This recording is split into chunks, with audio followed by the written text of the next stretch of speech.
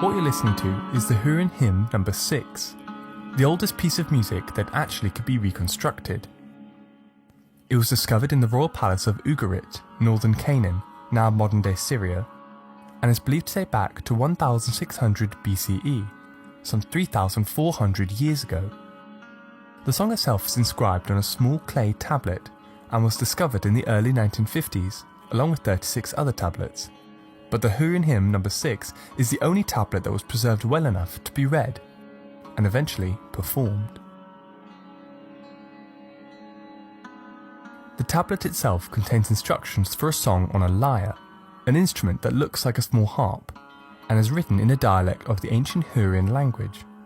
It also includes partially obscured lyrics that appear to be a prayer to Nikal, the goddess of orchards. The version you see on screen is a translation by Hans Johann Thiel, and is considered to be the closest to the original spirit of the song. Whilst the Hurin hymn is the oldest piece of music that can be reconstructed, it is not the oldest song that exists. That title goes to the Lipit Ishtar, which is another tablet discovered in Sumer, modern-day Iraq, but this time from 1950 BCE, roughly 4,000 years ago.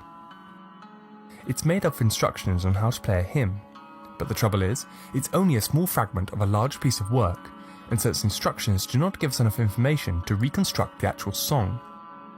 The oldest form of music, in its broadest sense, is the many musical instruments, mostly bone flutes, that have been unearthed in prehistoric excavation sites. The oldest musical instrument ever discovered is the Hoafel's flute, dated to around 35,000 to 40,000 years ago, making it the earliest evidence of music ever being performed by humans. And whilst we're still able to produce a sound on these instruments, we don't know what kind of songs were performed on them. So, back to the Hurin hymn. Decoding the song itself proved to be a challenge. Unlike our standard sheet music, which notates pitch and duration, the Hurin hymn gives instructions on where a musician needs to position their fingers on the instrument. It doesn't give any information on how the lyre was tuned, nor does it give lengths and durations of the notes. And finally, to make it more confusing, the interval system on the tablet was unclear, and required some creative thinking to figure out. The first attempt to decode it was in 1974 by Dr. Anne Kilmer. There are no performances of her version online, so here's a digitised edition of her song.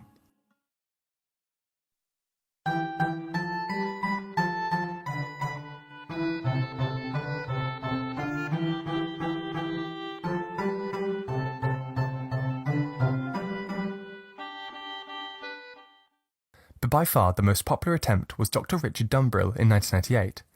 His version sounds as follows.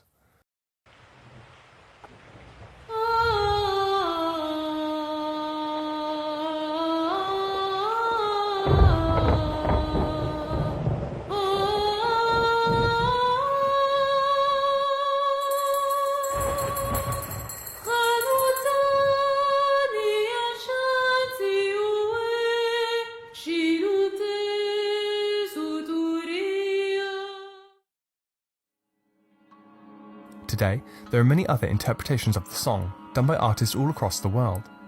So, I've linked them in the description below, as well as academic papers and links for any further reading.